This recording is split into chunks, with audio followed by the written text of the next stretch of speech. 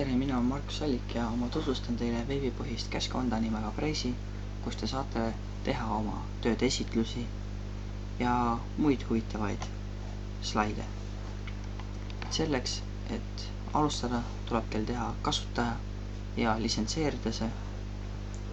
Kõige lihtsam on litsentseerida see kooli baasil, ehk siis te saate tasuta litsentsi ja te teete endale kasutaja. Mul on juba sisse logitud ja ma näitan teile siis, kuidas teha uut Prezit. Selleks, et alustada, tuleb teil vajutada siia sinise kasti peale, mille nimeks on siis New Prezi.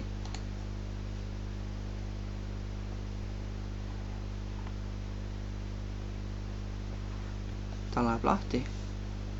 Võib esineda probleem, lööb teile sellise kasti ette, kus ta ütleb, et ei ole piisavalt mälu, vajutada OK, aga ta ikkagi loeb edasi ja saate teha oma tööd. Siin on siis valikud teemadest või kujundustest, mida te saate valida. Muidugi te saate alustada täiesti nullist, täiesti valge lehe pealt, hakkate ise kujundama, peate lisama tausta ja kõik muu. Nendel valikutel siin on olemas juba taust ja kastid, kuhu saab siis kirjutada. Meie valime siit ühe lihtsama, näiteks sellise, vajutate peale ja siin on siis kasuta vormi ja vajutate selle peale.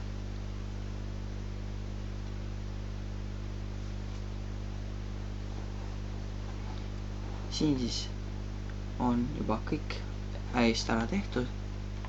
Siia lihtsalt lisada tekst, asjad, pildid, mida tahate ja enamasti on kõik juba olemas ja paneme siia siis tekst, kirjutame tiitel, paneme DJ puldid.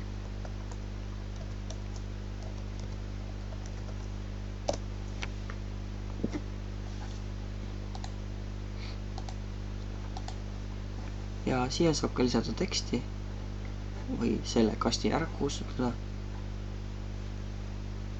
Ja pärastpoole veel näitan teile, kuidas siis muuta niimoodi, et kui panete selle esitluse käima, et siis kuidas seda esitluse sissetulekut kujundada, mis järjekorras nad liiguvad ja kõike muud sellist. Aga esiteks tuleb siis teil saate sisestada kastid või ringi või nähtamatu joonega kasti, kuhu te saate lisada teksti, ehk siis see teeb teie tekstile ümber kasti, et see tekst oleks tähelepandav. Me saame siit lisada, aga meil praegu ei ole vaja, sest meil on juba ette tehtud kõik siin. Me saame ise lisada siia siis pilte, videoid ja ma sooviksin lisada siia ühe video. Selleks tuleb teil vajutada siia, minna YouTube'i lingile, mul on juba video valitud, kopite URL-i, lähete tagasi ja lihtsalt kleebite selle siia, vajutate insert ja video on olemas. Siis nihutate seda siin natukene, niimoodi, et ta ilusti paigas oleks siin. Ja siin on siis numbrid näha juba 2, 3, 4 ja 5. Läheme 3 peale, vajutame Zoom to Frame. Siia laseme teksti, paneme pioneer. Ja siia kirjutame siis selgituse, mis see siis on.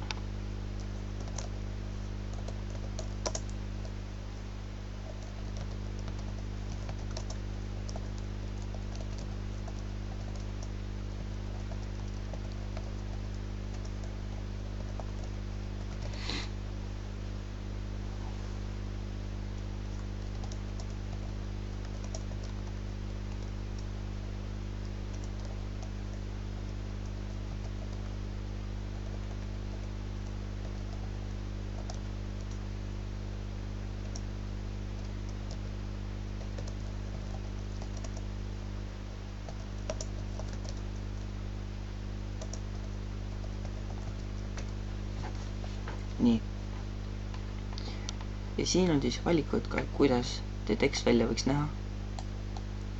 Selleks siis tõmban teie teksti üle. Siit kastist saab muuta värvi, minule meeldiks punase teksti näiteks. Ja muudab selle ära. Siis saab muuta veel rida, kas ta on keskel, ääres, ühtlane täide või ühest paremalt poolt täide. Mulle meeldib keskmine täide. Ja paneme siis, et reastab keskele kõik. Ja see väike osa on tehtud. Me saame liikuda edasi. Ma näitan teile, kuidas siis lisada veel muusika. Paneme siia taustamuusika. Selle valite oma arvutist, failist. Mul on juba siin välja mõeldud. Ja ta laeb selle faili ülesse. Siin on niisugune väikene pliiatsimärgikesega kast, edit path. See näitab teile siis, kui te sinna vajutate, näitab, mis järjestuses hakkavad teie slaidid jooksma. Siin on siis, mul on siin tekkinud niimoodi, et esimene asi on video. Selleks, et video panna kõige viimaseks, muudan ma siin paar asja, et video muutus kolmandaks. Esimese praktiliselt, kui te tahate teha ise oma kujunduse, siis siit nurgast lihtsalt kustutate ära kõik ja alustate, vajutate siia peale, esimene, teine, kolmas, neljas ja mis järjekorras tahate. Ja minule meeldib, et video oleks viimane, paneme siia. Ja lisaks siis ka paar pilti. Saate valida, kas te lisate oma arvutist pildi või Google'ist. Mina otsin kohe Google'ist.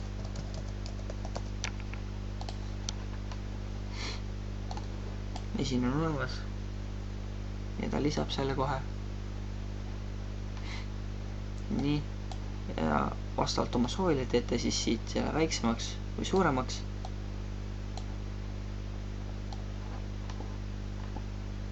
Ja tõstate teda kuskile. Selle edit path'iga panete siis ta järjekorda. Ja vaatame siis, kuidas see välja tuli. Selleks salvestame igaks juhuks. Ja siin on present.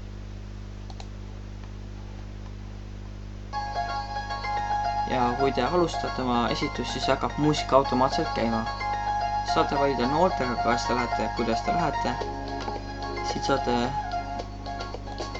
muusika maha võtta või peale panna. Ja siin on siis, kuidas te tahate oma esitluse, see näitab siis aega, kui kaua ta on ühe kaadri peal. Paneme 4 sekundi peale. Ja ta hakkab siis ise jooksma. Et nii lihtne ongi siis teha videot, vaid esitlust Breeze'is ja seda teistega jagada. Aga üks väike probleem on, et see, kui on video ja teil on muusika, siis see taustamuusika jääb hetkega seisma. Ja siis ma lisasin siis ühe väikese video. Te saate ka muidugi rohkem videoid siia panna, vastavalt oma soovile muidugi. Ja see oleks siis kõik minu poolt tänaseks ja tänan teid kuulamast.